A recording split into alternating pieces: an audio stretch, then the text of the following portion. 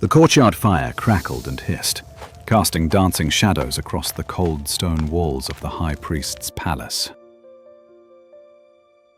A fisherman stood among the servants and guards, warming his calloused hands against the flames that pushed back the night. His name was Peter, and before the rooster crowed at dawn, he would break his own heart 3 times. Not just break it, but shatter it into pieces so small he would wonder if it could ever be whole again. What if the greatest failure of your life was actually the doorway to your greatest purpose and calling? Hours earlier, this same man had sworn, with tears streaming down his weathered face, that he would die before denying his teacher. He had drawn a sword in the garden, ready to fight an entire Roman cohort with nothing but rage and love. But now the night pressed in around him like a living thing, heavy with fear and impossible choices. The trial was happening somewhere inside those towering walls, behind doors he could not see or enter. Jesus stood alone before the council, facing false witnesses, and the weight of religious fury turned to stone. And Peter, who had walked on water at his master's command, now trembled at the voice of a servant girl. She looked at him with eyes that seemed to pierce through every layer of his desperate disguise and pretense. Her words cut through the murmur of the crowd like a blade finding its mark between his ribs. "You were with Jesus of Nazareth, the one they arrested in the garden just hours ago tonight." The firelight flickered across Peter's face as every eye in the courtyard suddenly turned to study him closely. His throat tightened, his pulse hammered against his temples, and fear rose in him like floodwater seeking escape. The denial came out of his mouth before he could stop it, automatic as breathing, sharp as betrayal. "I don't know what you're talking about, woman. I have never seen that man in my entire life." The lie hung in the air between them like smoke, visible and choking, impossible to take back now. He moved away from the fire, seeking the safety of shadows, where faces could not be read so easily.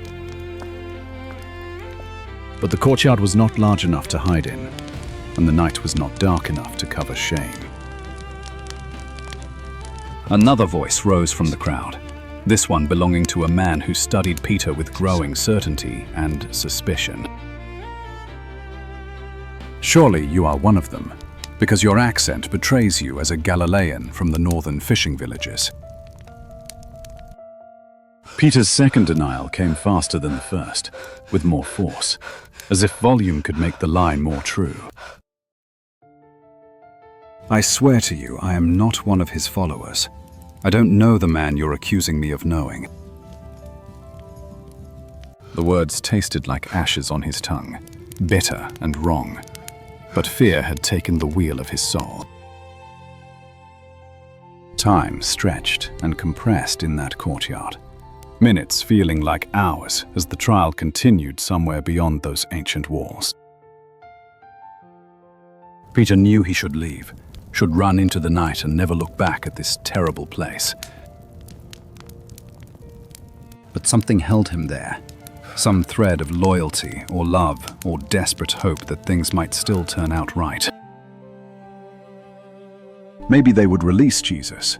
Maybe this was all a misunderstanding that would dissolve with the coming of morning light. Maybe he could still be the rock his teacher had named him, solid and unshakable when the storms came.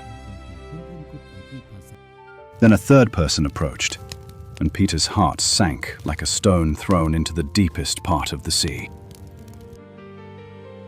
This man was a relative of Malchus, the servant whose ear Peter had cut off in the garden with his sword. "Didn't I see you there with him in the olive grove, when the torches came and the arrest was made?" Now Peter's denial exploded with curses and oaths, with language that would make the angels weep in heaven above. He called down judgment on himself if he was lying. He swore by everything holy that he did not know Jesus. The words poured out of him like poison from a wound, desperate and ugly, and utterly, completely convincing to everyone listening. And in that exact moment, somewhere in the darkness, a rooster lifted its head and crowed the arrival of dawn. The sound cut through the courtyard noise like a trumpet, announcing the end of everything Peter had ever been. Time stopped. The world tilted, and Peter's heart shattered into 1,000 pieces that could never be gathered up again. Because he remembered now, with perfect and terrible clarity, what Jesus had said just hours before in the upper room. Before the rooster crows, you will deny me 3 times, and your courage will fail when you need it most. Peter had argued then, had insisted with passion and pride that he was different from the others, stronger and more loyal. He had believed his own promises, had trusted in his own strength, had been so certain of his unshakable devotion. But Jesus had known better, had seen through the bravado to the fear that lived underneath like a coiled serpent. At that precise moment, guards were leading Jesus from one part of the palace to another through the open courtyard. And Jesus turned his head and looked directly at Peter across the firelit space, across the crowd, across the chasm of betrayal. That look contained no anger, no accusation, no bitterness or disappointment or rage at what Peter had just done. It held only love, deep and endless, and somehow still believing in the man who had just denied him 3 times. Have you ever looked into the eyes of someone you betrayed and seen forgiveness there before you even asked for it? Peter could not bear that gaze, could not stand under the weight of that grace, could not breathe in that courtyard anymore. He turned and ran, stumbling through the palace gates and into the streets as the first light touched the eastern hills.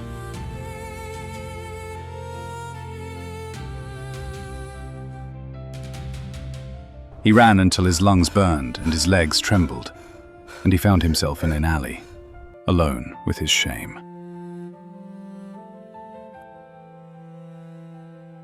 Then Peter wept, and his weeping was not quiet or dignified, but raw and broken, the sound of a soul tearing itself apart.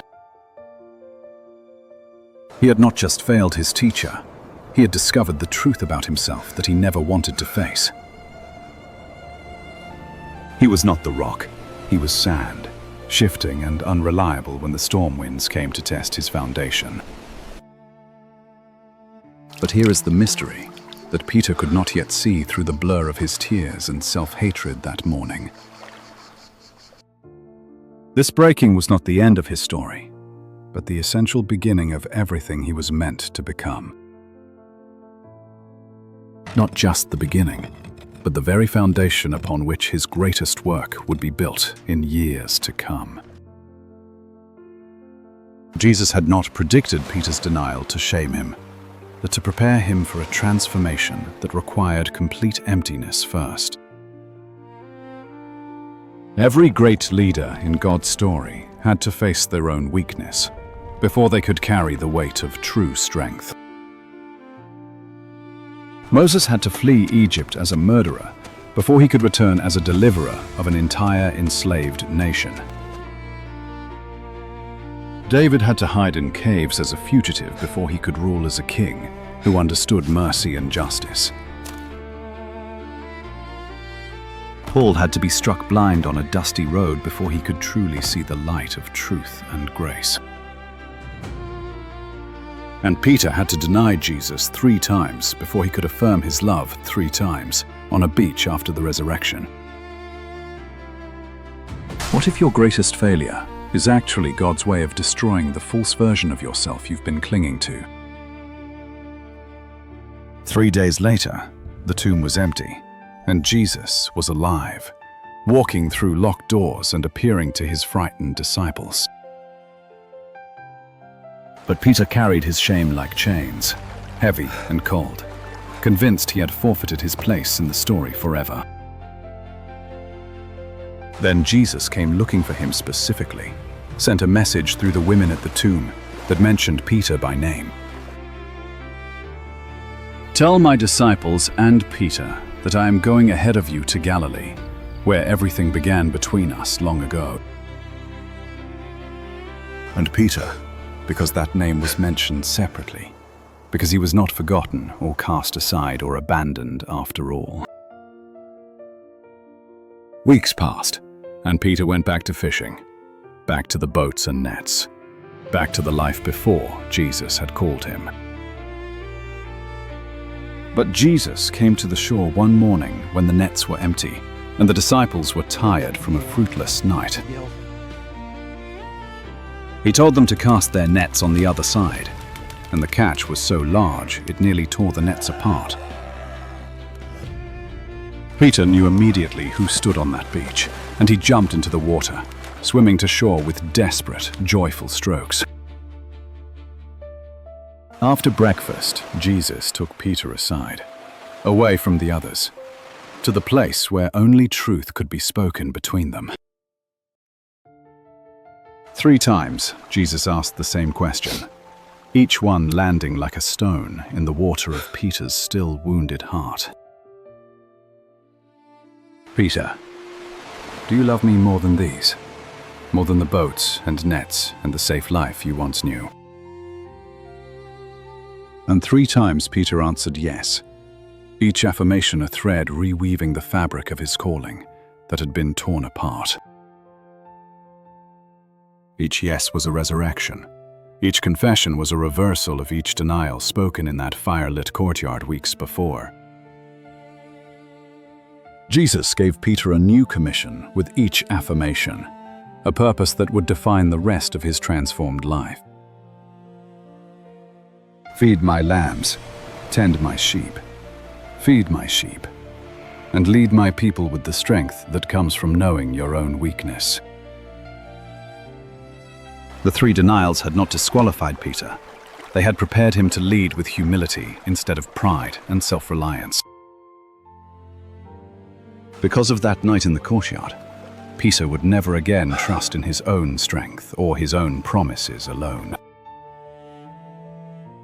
He would know in his bones that grace is the only foundation that never crumbles when the weight of the world presses down. Years later, Peter would stand before the same council that had condemned Jesus, and this time he would not deny anything. He would preach with fire and conviction, and thousands would believe, and the church would be born on his words.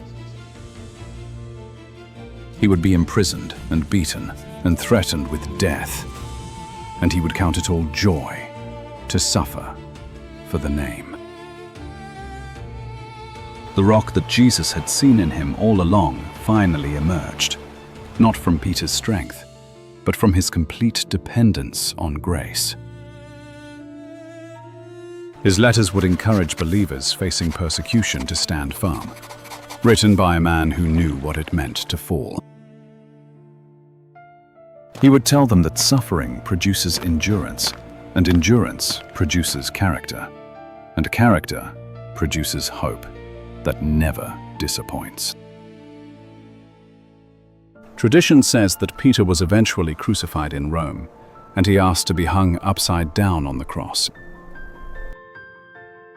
He did not consider himself worthy to die in the same manner as his Lord, the one he had denied 3 times.